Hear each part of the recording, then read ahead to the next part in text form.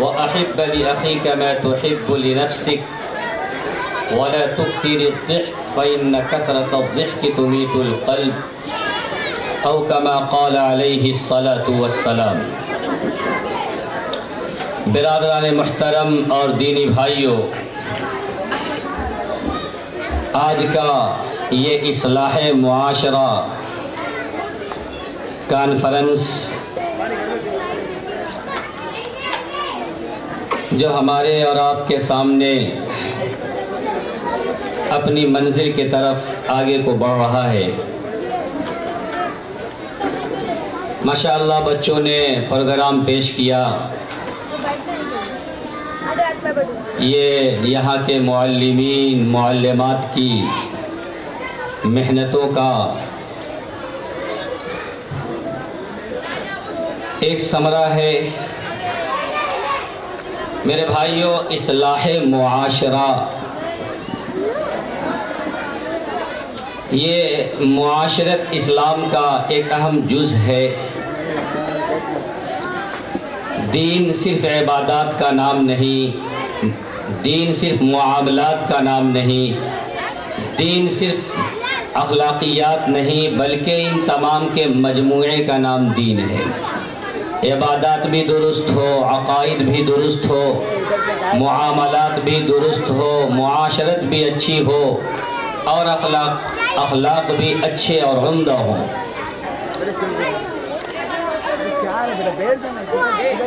معاشرہ کہتے ہیں آپس میں مل جل کر رہنے کا نام ہے۔ افراد سے معاشرہ بنتا ہے، افراد کی اصلاح ہوگی، معاشرے کی اصلاح خود بخود ہو جائے گی۔ ہم نے جو حدیث پاک تلاوت کی ہے، جناب رسول اللہ صلی اللہ علیہ وسلم نے سیدنا حضرت ابو ہریرہ رضی اللہ تعالی عنہ کو نصیحت فرمائی اور فرمایا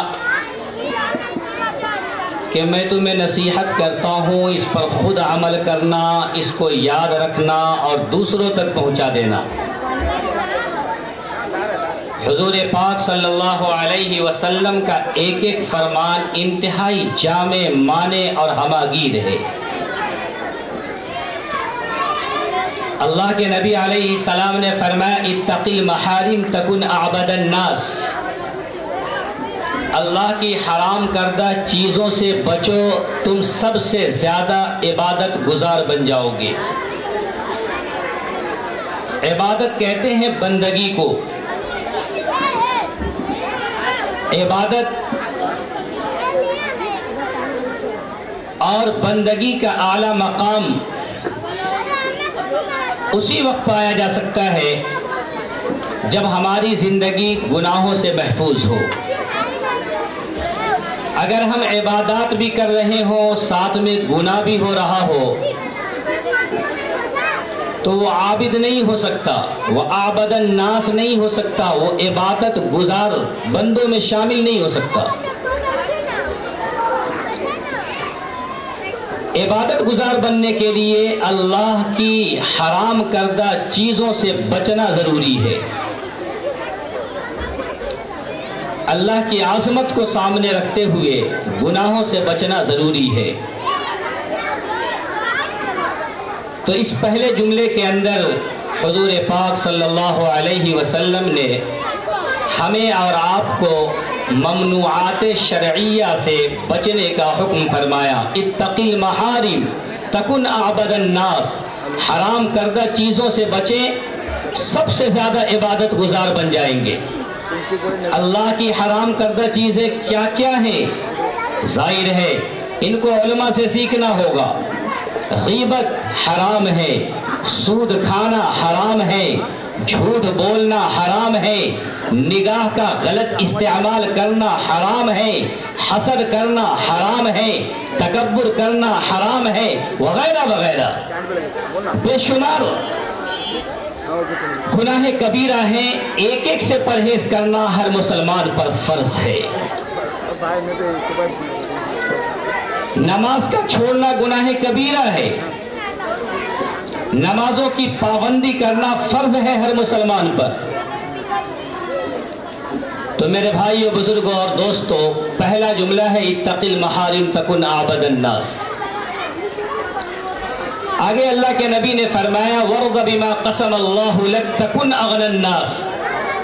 हुजूर पाक अलैहिस्सलाम का फरमान है कि अल्लाह की तक़सीम पर राज़ी हो जाए, सबसे ज़्यादा गनी बन जाएंगे। अल्लाह के फैसले पर राज़ी होना। याद रखिए, मुझे जो कुछ अर्ज़ करना है वो इसी के मुताल्लिक़ अर्ज़ करना है। ये जो अल्लाह के नबी अलैहिस्सलाम ने फरमाया वरद बिमा कसम अल्लाहु लक तकुन अगनन नास, अल्लाह के फैसले पर राज़ी होना। दुनिया के अंदर जो कुछ होता है, जो कुछ हुआ है, जो कुछ होगा, ये अल्लाह के फैसले से होता है। अल्लाह के हुक्म के बगैर एक जर्रा हरकत नहीं कर सकता। अल्लाह के हुक्म के बगैर कायनात का एक निज़ाम नहीं चल सकता। अल्लाह ताला ने दुनिया में किसी को अमीर बनाया, किसी को गरीब बनाया, किसी को सेहतमंद बनाया, किसी को बीमार बनाया, किसी को हुस्न जमाल का पैकर बनाया, किसी को कुछ बनाया। जिस बंदे के लिए जो मसलहत है, जो हिकमत है, जिसके साथ अल्लाह ताला की जो मशीयत है, अल्लाह ताला ने उसको उस हाल में रखा है। ईमानदारी का तकाजा है, इंसाफ का तकाजा है कि बंदा उस पर राजी रहे, खुश रहे। हुजूर पाक अलैहिस्सलाम ने फरमाया कि अगर हम गनी बनना चाहते हैं तो अल्लाह के फैसले पर राजी हो जाए। हमारे मुहावरे में गनी किसको कहते हैं? जिसके पास दौलत हो, सरवत हो, रुपए पैसे हो, जायदाद हो, बंगले हो, उसको गनी कहा जाता है।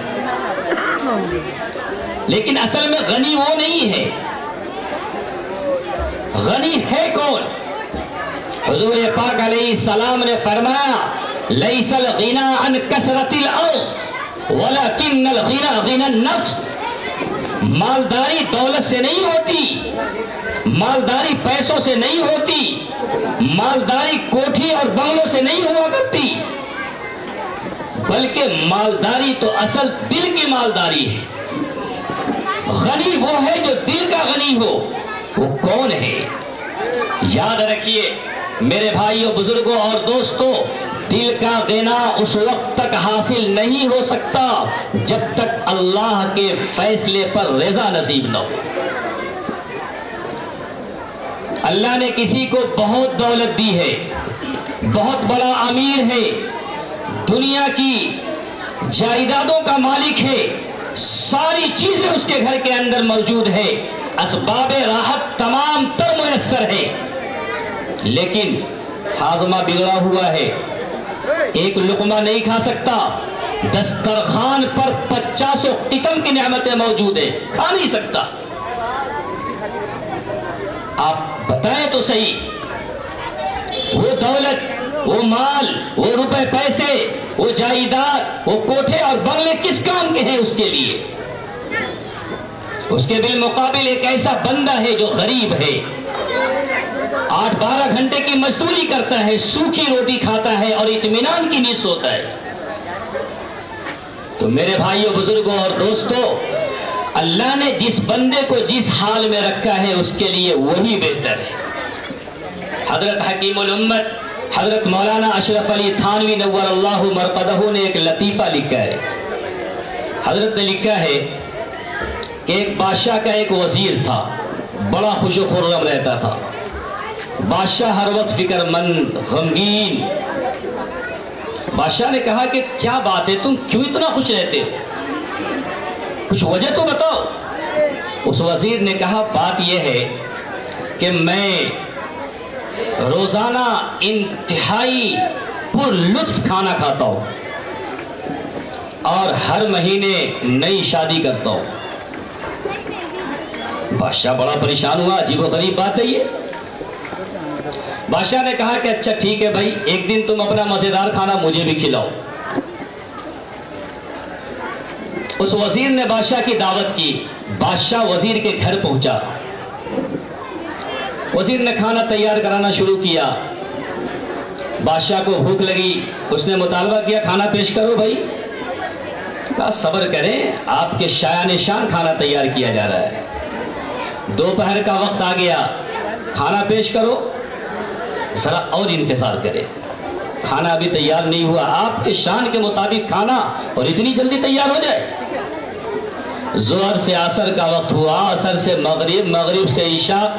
بادشاہ جو ہر وقت کھاتا پیتا رہنے والا انسان, اس کو بھوک کہاں برداشت ہو. کہا ارے بڑے بیوقوف نکلے یار, تم تو مجھے بھوکے مار دو گے, لاؤ تو صحیح کھانا. وزیر نے کہا کہ آپ کی شان کے مطابق کھانا ابھی تیار تو نہیں ہوا ہے, ہاں اگر آپ کہیں تو جو کچھ گھر میں ابھی موجود ہے وہ پیش کر دیتا ہوں. بادشاہ نے کہا لاؤ بھائی جو کچھ ہے پیش کرو, میری جان جانے کو ہے. وزیر نے وہی روٹی, وہی چٹنی جو روز کے اس کے کھانے تھے اس نے پیش کیا. بادشاہ بھوکا تھا, شکم سیر ہو کر کھایا, بہت مزے سے کھایا. جب کھانا کھا چکا تو اب وزیر نے کہا کہ آپ کی شان کے مطابق جو ہم نے کھانا تیار کروایا وہ پک چکا ہے, اب کھانا حاضر ہے. دسترخوان پہ کھانا لگایا گیا, بہترین اور عمدہ قسم کے کھانے. بادشاہ نے کہا بھائی پیٹ میں اب جگہ نہیں ہے, میں تو روٹی چٹنی بہت کھا چکا ہوں. وزیر سے پوچھتا ہے کہ بھائی وہ تمہارا لذیذ کھانا کون سا ہے؟ وزیر نے کہا کہ بادشاہ سلامت, لطف اندوز کھانا وہ ہوتا ہے جب شدت کی بھوک لگی ہو اور بھوک کی حالت میں جو کچھ میسر ہو اس کو کھایا جائے. اس میں جو لطف ہے وہ عمدہ قسم کی بریانی میں نہیں ہے. میں کھانا تب کھاتا ہوں جب مجھے بھوک شدید لگتی ہے. کتنا مزہ آیا آپ کو کھانے میں جب بھوک لگی تھی؟ بادشاہ نے کہا واقعتاً تم ٹھیک کہتے ہو بھائی, بہت مزہ آیا, اتنا مزیدار کھانا تو میں نے کبھی کھایا ہی نہیں تھا. اور جو دوسری بات ہے کہ ہر مہینے شادی. وزیر نے کہا کہ بھائی آپ تو بادشاہ ہیں, آپ کے پاس بیویوں کی فراوانی ہے, میں تو بہت دور رہتا ہوں, مہینے میں ایک بار گھر جانا ہوتا ہے اور پھر ایک رات گزرتی ہے. میری وہ رات ایسی ہوتی ہے جیسے کوئی نوجوان شخص جس کی شادی کی پہلی رات ہو, اس لیے میرے ہر مہینے کی وہ پہلی رات وہ میری شادی کی رات ہوتی ہے. بادشاہ نے کہا یہ بھی تم صحیح کہتے ہو. میرے بھائیوں, بزرگوں اور دوستوں, حضرت نے یہ واقعہ بیان کیا ہے, اس کے ضمن میں یہ عبرت بیان کی ہے کہ اللہ سبحانہ و تعالی نے جس بندے کو جس حال میں رکھا ہے اس کے لیے وہی مناسب ہے. لیکن عجیب سی بات ہے کہ آج کی دنیا میں ہم نعمت دولت کو سمجھتے ہیں, ہم نعمت مال کو سمجھتے ہیں, ہم نعمت کوٹھے اور بنگلے کو سمجھتے ہیں, ہم نعمت اس طرح کی دنیا کی چیزوں کو سمجھتے ہیں. ہماری نظر ہمیشہ دوسروں کی چیز پر ہوتی ہے.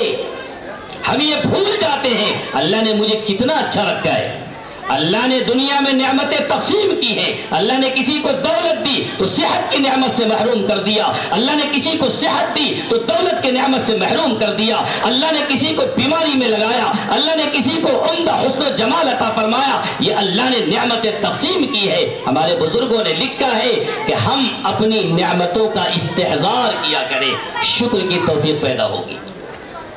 ہم استحضار نعمت نہیں کرتے.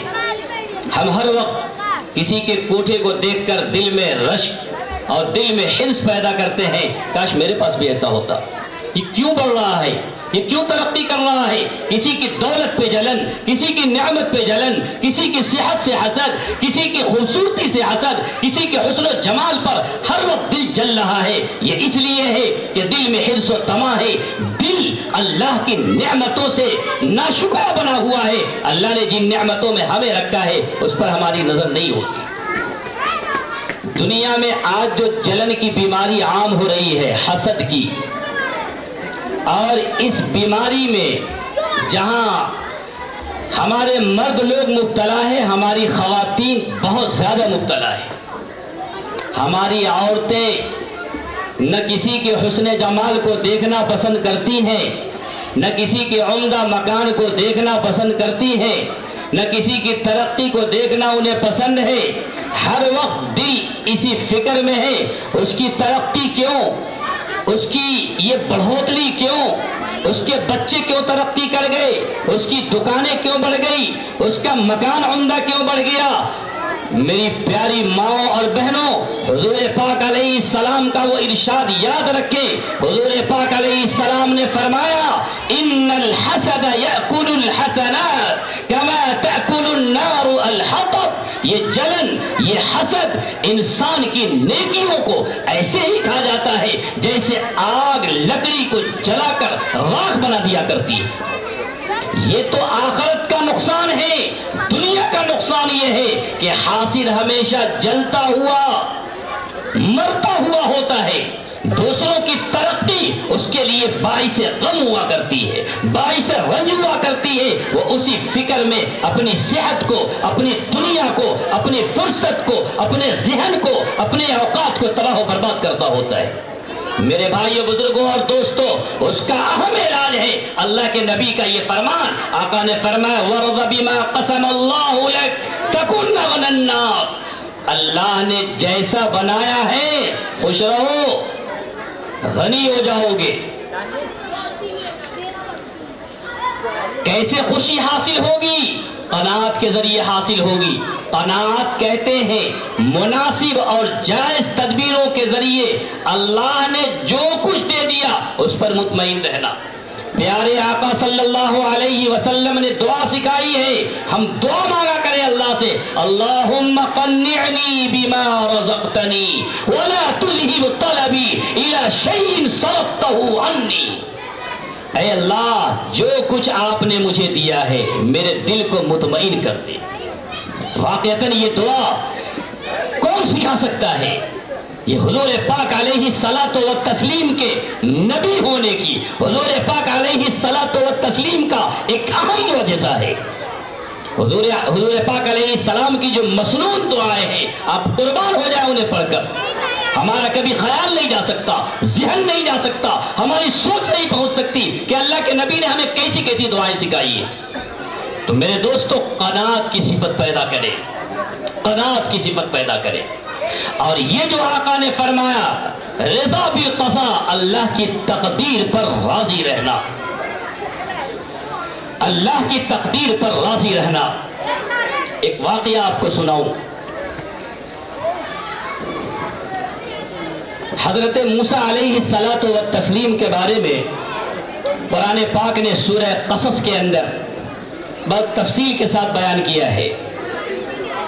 دو چیزیں یاد رکھیں, ایک ہے تدبیر اور ایک ہے تقدیر. بندے کا کام ہے تدبیر اختیار کرنا, جائز حد کے اندر رہتے ہوئے, حدود شرع کے دائرے میں رہتے ہوئے, لیکن دل کی سوئی اللہ کی طرف ہونی چاہیے. ہوگا وہ جو اللہ چاہیں گے. ہم نے ایک بیمار کے لیے, اس کے علاج کے لیے جو کچھ ہونا تھا, جتنے ہمارے بس میں تھا, سب ہم نے انتظام کر دیا. بیمار شفا یاب نہیں ہوا. ایک مومن, ایک مسلم جس کے دل کے عقیدے درست ہیں, جس کے دل کا سوئی اللہ کی طرف ہے, وہ یہ سمجھے گا کہ اللہ کو اس کی صحت منظور نہیں تھی, اللہ کی مشیت یہ تھی کہ اس کو موت آ جائے.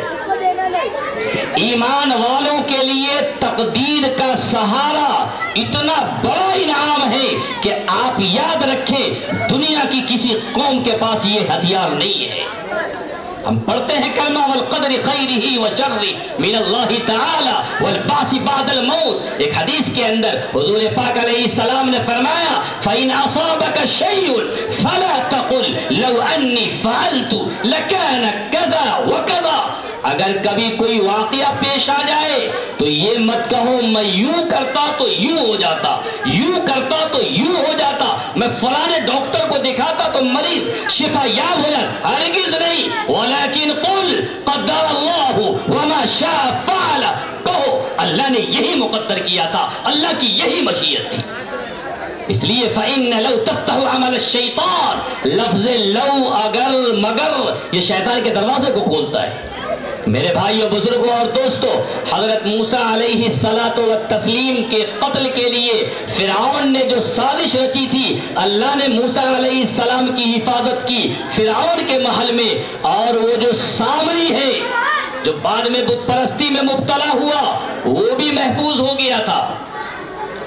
اس کی ماں نے اس کو ایک جنگل میں ڈال دیا، اس کی پرورش کی جبرائیل نے، موسیٰ علیہ السلام کی پرورش کی فرعون نے۔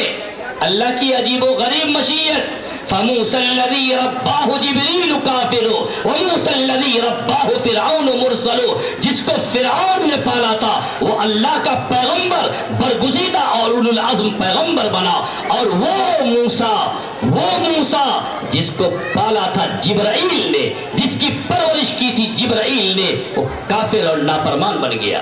کیا اللہ کی مشیت ہے، کیا اللہ کی قدرت ہے، اللہ کی کیا تقسیم ہے، اللہ کا نظام تکوینی کیا ہے، ہم اس کو نہیں سمجھ سکتے۔ اللہ تعالیٰ نے ایک مرتبہ ملک الموت سے پوچھا کہ یہ بتاؤ کہ تمہیں کبھی روح نکالنے میں ترس آتا ہے؟ کبھی غم نہیں ہوتا؟ تو ملک الموت نے کہا کہ مجھے 2 مرتبہ ترس آیا۔ کہا کب؟ کہا ایک مرتبہ ترس مجھے تو اس وقت آیا جب ایک کشتی جا رہی تھی، طوفان آیا، کشتی ڈوبنے لگی، کچھ لوگوں نے کسی کا سہارا لیا، ایک عورت نے ایک تختے کو پکڑا اور آگے کو بڑھی، اسی تختے پر اس کے بچے کی ولادت ہوئی۔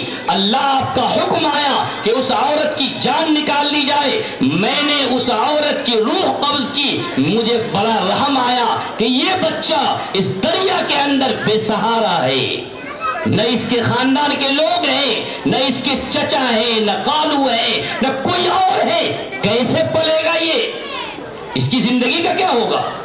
مجھے بڑا رحم آیا کہ اللہ کی حکمت کیا ہے، یہ اللہ کا فیصلہ کیسا ہے۔ اللہ نے پوچھا بتاؤ دوبارہ کب تمہیں ترس آیا؟ ملک الموت نے کہا کہ مجھے دوبارہ رحم اس وقت آیا ایک بندے نے اپنی پوری زندگی کی محنت صرف کر کے جنت بنوائی، جب وہ جنت میں داخل ہونے لگا، ایک قدم اندر ایک قدم باہر، آپ کا حکم آیا کہ اس کی روح نکال لو، مجھے بڑا ترس آیا کہ کم از کم یہ جنت تو دیکھ لیتا اپنی۔ تو اللہ نے فرمایا کہ ایک ہی بندے پر تمہیں ترس آیا، وہ وہی بچہ ہے جس پر تم نے ترس کھایا تھا، وہی بچہ ہے جو بادشاہ بنا ہے، جس کی ماں کے روح کو نکالنے پر تمہیں ترس آیا تھا اس بچے کی وجہ سے، وہ وہی بچہ ہے جس کا نام ہے شداد۔ میرے بھائیوں، اللہ کی قدرت کیا ہے، اللہ کی حکمت کیا ہے، ظاہر کچھ ہے، باطن کچھ ہے، ظاہر کچھ ہے، پردے کے پیچھے کچھ ہے۔ اللہ نے اسی کو تو فرمایا عسیٰ ان تکرہوا شیئا وہو خیر لکم وعسیٰ ان تحبوا شیئا وہو شر لکم۔ اللہ کی مشیت کو ہم نہیں سمجھتے۔ یاد رکھیں، اگر ہم چاہتے ہیں کہ ہمیں اللہ تعالی غنی بنا دے تو ہمیں اللہ کے فیصلے پر راضی رہنا چاہیے۔ میرا وقت ہونے جا رہا ہے، بس آگے کی بات پوری کروں۔ حضور پاک علیہ السلام نے فرمایا وَأَحْسِنْ إِلَىٰ جَارِكَ تَكُنْ مُسْلِمًا، پڑوسیوں کے ساتھ اچھا سلوک کرو، مسلمان بن جاؤ گے۔ عجیب و غریب بات ہے بھائی، ہم مسلمان نہیں ہیں کیا مطلب ہے اس کا؟ آقا کے فرمان کا حاصل یہ ہے کہ اے مسلمانوں، تمہارے مسلمان ہونے کی علامت یہ ہے، ایک مسلمان کی شان یہ ہے کہ اس کا پڑوسی اس کے شر سے محفوظ ہو، اس سے کسی کو تکلیف نہ ہو۔ آقا نے فرمایا لا یؤمن احدکم حتی یأمن جارہ بوائقہ، بندہ اس وقت تک مومن نہیں ہو سکتا جب تک اس کے شر سے اس کا پڑوسی محفوظ نہ ہو۔ میرے دوستو، پڑوسی کے بارے میں تو جبرائیل امی اتنی وصیت کیا کرتے تھے کہ آقا فرماتے ہیں کہ مجھے یہ اندیشہ ہوا کہ کہیں وارث نہ بنا دے۔ پڑوسیوں کے اقسام قرآن نے بیان کیے، فَاعْبُدُوا اللَّهَ وَلَا تُشْرِكُوا بِهِ شَيْئًا وَبِالْوَالِدَيْنِ إِحْسَانًا وَبِذِي الْقُرْبَى وَالْيَتَامَى وَالْمَسَاكِينِ وَالْجَارِ ذِي الْقُرْبَى وَالْجَارِ الْجُنُبِ وَالصَّاحِبِ بِالْجَنبِ۔ تفصیل کا موقع نہیں، اس ضمن میں یہ بات عرض کرتا چلوں کہ جب पड़ोसियों का ये हक है। तो मेरे दोस्तों बुजुर्गों, हमें अपने घर के अंदर अपने भाइयों के साथ, अपनी बहनों के साथ, अपने लोगों के साथ कैसा रवैया इख्तियार करना चाहिए, हुजूर पाक अलैहिस्सलाम के इस अजीम फरमान से हम समझ सकते हैं। आगे आका ने फरमाया, व अहिब्ब लिन्नास मा तुहिब्बु लिनफ्सिक, जो कुछ अपने लिए पसंद करते हो वही अपने भाई के लिए पसंद करो। इतना जामे कलाम है, तशरीह का मौका नहीं है, लेकिन आप समझे, बहुत आसानी के साथ इतनी बात समझे। अगर हम किसी के साथ कोई मुआमला करते हैं ना, उस जगह पर अपने आप को खड़ा करें और उसको अपनी जगह खड़ा करें और ये सोचे कि जो कुछ हम उसके साथ करना चाहते हैं, अगर वो मेरे साथ करता तो क्या मुझे लगता, मेरे दिल पर क्या गुजरती। मेरे भाइयों, बुजुर्गों और दोस्तों और मेरी माँ और बहनों, मैं इस ज़िम्न में ये बात अर्ज कर देना मुनासिब समझता हूँ कि जब हमारी बहनें बहू होती हैं, उनके दिल की तमन्ना क्या होती है। जब सास होती है, उनकी तमन्ना दिल की कैसी बिगड़ जाती है। एक सास अपने को बहू के मकाम पर रखकर सोचे, एक बहू अपने को सास के मकाम पर रखकर सोचे, उसके दिल की तमन्ना क्या है, एक बहू की चाहत क्या होती है, एक सास की चाहत क्या होती है। अल्लाह के नबी ने फरमाया, जो कुछ अपने लिए पसंद करते हो वही अपने भाई के लिए पसंद करो। अहिब्ब लिन्नासी मा तुहिब्बु लिनफ्सिक। आगे आका ने फरमाया, वला तुक्सिरि ज़िह्क फ़इन्न कसरत अज़्ज़िह्क तुमीतुल क़ल्ब। ज्यादा हंसा मत करो, हंसने से दिल मुर्दा हो जाता है। हंसने की तीन किस्में, एक है तबस्सुम, एक है ज़िह्क, एक है कहकहा। हजरत सुलेमान अलैहिस्सलाम के वाक़ये में कुरान ने सुलेमान अलैहिस्सलाम के दो तरह के हंसने को बयान किया। जब चींटी ने कहा ना कि भागो भागो बिल में चली जाओ, सुलेमान का लश्कर तुम्हें कुचल डालेगा। क़ालत नमलतुन या अय्युहन नमलु उदखुलू मसाकिनकुम ला यहतिमन्नकुम सुलैमान व जुनूदु व हुम ला यशउरून। अल्लाह फरमाते हैं, फतबस्सम ज़ाहिकम मिन क़ौलिहा। हजरत सुलेमान अलैहिस्सलाम मुस्कुराते हुए हंस पड़े। तबस्सुम है चेहरे पर निखार, ज़िह्क है दांतों का खुल जाना, और कहकहा है आवाज का पैदा हो जाना। हुजूर पाक अलैहिस्सलातो व तस्लीम ने फरमाया, कसरते ज़िह्क दिल के मुर्दा होने का बाइस है। इसलिए आदमी का हर वक्त हंसते रहना, एक दीवानापन उसकी जिंदगी के अंदर होना, यह अल्लाह के नबी अलैहिस्सलाम ने फरमाया कि ये मुनासिब बात नहीं। अलैकुम बिस्सकीनति वल वक़ार, एक मोमिन को बावकार रहना चाहिए। बहरहाल इस हदीस पाक के अंदर 5 बातें बताई गई। पहली बात, अल्लाह की हराम करदा चीज़ों से बचा जाए, वो बंदा सबसे ज़्यादा इबादत गुजार बन जाएगा। दूसरी बात, अल्लाह के नबी ने हमें जो दूसरा पैगाम इस हदीस पाक के अंदर दिया है वो ये कि हम अल्लाह के फैसले पर राज़ी रहें तो हम सबसे बड़े मालदार बन जाएंगे। तीसरी बात इस हदीस पाक के अंदर ये कही गई कि अपने पड़ोसियों के साथ अच्छा सलूक किया जाए, चाहे वो पड़ोसी मुस्लिम हो, गैर मुस्लिम हो, दुनिया का कोई भी फर्द हो। कुरान तो कहता है वो साहिबी बिल जम, ट्रेन का साथी, सफर का साथी, ट्रेन के टिकट में लगे हुए लाइन का साथी, जिस तरह का भी हो उसके साथ हमारा सलूक प्यारा होना चाहिए। चौथी बात आका ने ये फरमाया कि जो कुछ अपने लिए पसंद किया जाए वही दूसरों के लिए, वजन का पैमाना अलग अलग ना हो। अपने लिए आदमी राहत पसंद करे, अपने लिए इज्जत पसंद करे, अपने लिए आदमी हर तरह से इत्मीनान पसंद करे, अपनी खिदमत पसंद करे, और दूसरों के लिए मेयार ये हो कि उसको गुलाम बनाया जाए, उसके लिए सजाएं तजवीज़ की जाए, उसको सताया जाए, उसके लिए हर तरह से बेइत्मीनानी का सामान मुहैया किया जाए। ये मुनासिब नहीं है, आका ने मना फरमाया। पांचवी नसीहत ये है कि आदमी ज्यादा हंसे नहीं, आखिरत की फिक्र करे, मौत को सोचा करे। आखिरत की फिक्र एक ऐसा अमल है जो इंसान को अमल पर खड़ा करने वाला अमल है। मेरे भाइयों, जब ये याद होगा कि हमें मरना है, अल्लाह के सामने खड़ा होना है, اللہ کے سامنے جواب دینا ہے، وہ بندہ نمازوں کی بھی پابندی کرے گا، وہ زکوٰۃ بھی نکالے گا، اللہ نے مال دیا ہے تو حج بھی کرے گا، رمضان کے روزے بھی رکھے گا، وہ عورتیں بے پردگی سے بچیں گی، وہ عورتیں گناہوں سے بچیں گی، بیجا موبائل کا استعمال نہیں ہوگا، نگاہوں کا غلط استعمال نہیں ہوگا۔ یہ جتنے بھی گناہ ہیں ان سبوں کی بنیادی وجہ فکر آخرت سے غفلت ہے۔